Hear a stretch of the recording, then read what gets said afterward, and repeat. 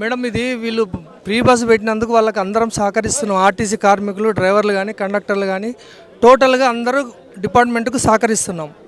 కానీ ఈ లేడీస్ తోటి చాలా ఇబ్బంది, డ్రైవర్కి కానీ కండక్టర్లకు కానీ చాలా ఇబ్బందికరంగా ఉంది మేడం. వాళ్ళు బస్సు ఆపక ముందే రన్నింగ్, మగవాళ్ళు ఎట్లయితే రన్నింగ్ చేసి వచ్చి ఎక్కుతూ ఉన్నారో అదే విధంగా ఎక్కుతున్నారు. అట్లా 2-3 చనిపోయినలు కూడా. బస్సు ఆపేదాకా కూడా వాళ్ళకు ఓపిక లేదు. అదేవిధంగా దయచేసి మేము ప్రభుత్వానికి ఒకటే చెప్తున్నాం, బస్సులు ఆపట్లేదని చెప్పి వాళ్ళు మళ్ళీ ఆఫీసర్లకు కంప్లైంట్, అదైతే కరెక్ట్ కాదని చెప్పి మా ఉద్దేశం మేడం.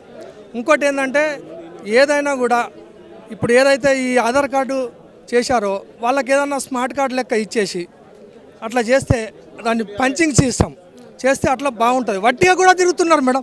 ఆఫీస్లో పోయేటోళ్ళం పోనీయట్లేదు, ఇప్పుడు ఆఫీసు పోయేటోళ్ళం పోనీయట్లేదు.